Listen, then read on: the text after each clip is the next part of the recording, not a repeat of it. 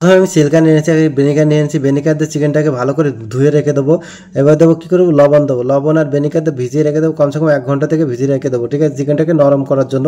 আর চিকেনটা আমি সুন্দর করে কেটে নিয়েছিলাম, দেখতে পাচ্ছ আমি কীভাবে কেটে নিয়েছি, তোমরা ঠিক এভাবে কেটে নেবে, ঠিক আছে। এবার আমি কী করবো, দই নিয়েছি, দইয়ের মধ্যে দিয়ে দিচ্ছি, লেবু দিয়ে দিয়েছি।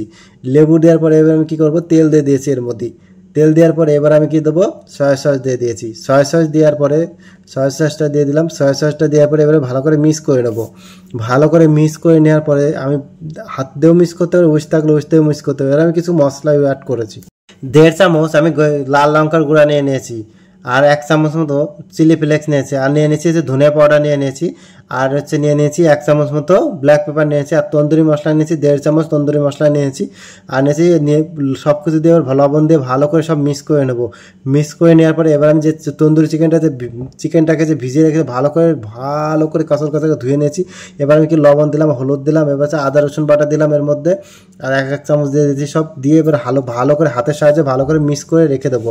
মিক্স করে রেখে দেবো। আমি এখানে কমসে কম 20 মিনিট মতো এরকম রেখে দিয়েছিলাম। 20 মিনিট রেখে দেওয়ার পরে এবার আমি কী করবো, ওই যে মশলাটা বানিয়ে নিয়েছি সেই মশলাটা এর মধ্যে পুরো দিয়ে দেবো। এর মধ্যে দিয়ে দিলাম, দিয়ে ভালো করে মিক্স করে নেবো, হাতের সাহায্যে ভালো করে মিক্স করে নেবো। আর এই মিক্স করতে করতে আমার চ্যানেলটাকে অবশ্যই সাবস্ক্রাইব করবে, ফলো করে দেবে ফেসবুক থেকে দেখলে পরে। এবার আমি কী করবো, এবার আমি চলো বানাবো। এই তন্দুরি চিকেনটা এবার গরম করে নিয়েছিলাম, একটা কড়াই নিয়ে নিয়েছি, কড়াইয়ের মধ্যে সব তন্দুরি চিকেনটা এর মধ্যে দিয়ে দিয়েছি। দিয়ে ভালো করে কী করবো, এবার আমি ভালো করে পাকিয়ে নেবো। মশালকে এপিস ওপিস ভালো করে ভেজে নেবো। ভালো করে ভেজে নিলাম, দেখো বন্ধুরা। আর আমার এই ভিডিওটা তোমাদের কেমন লাগছে অবশ্যই। এবার যে বাকিটা যে মশলাটা ছিল সেই মশলাটা এর মধ্যে দিয়ে দিয়েছি। মশলাটা দিয়ে দিলাম এর মধ্যে, দিয়ে দেওয়ার পরে এবার আমি কী করবো, এটাকেও ভালো করে মিক্স করে নেবো।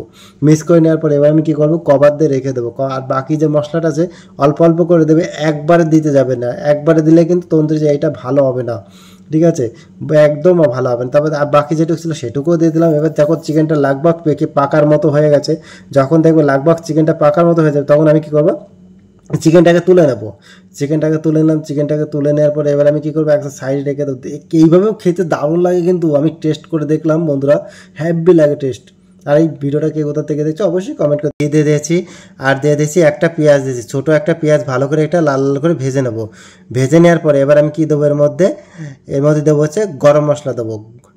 এটা দিলাম, লাল লং দিয়ে দিলাম, এর মধ্যে একটা ডালচিনি দিয়ে দিলাম, আর এক টুকরো হচ্ছে স্টার ফুল দিয়ে দিলাম। এবার হচ্ছে গোলমরিচ দিয়ে দিলাম। এবার আমি কী দেবো, জিরা দেবো 1/2 চামচ মতো। তারপরে দেবো হচ্ছে, দিয়ে ভালো করে মিক্স করে নেবো। মিক্স করে এবার আমি কী করবো, টমেটো দিলাম।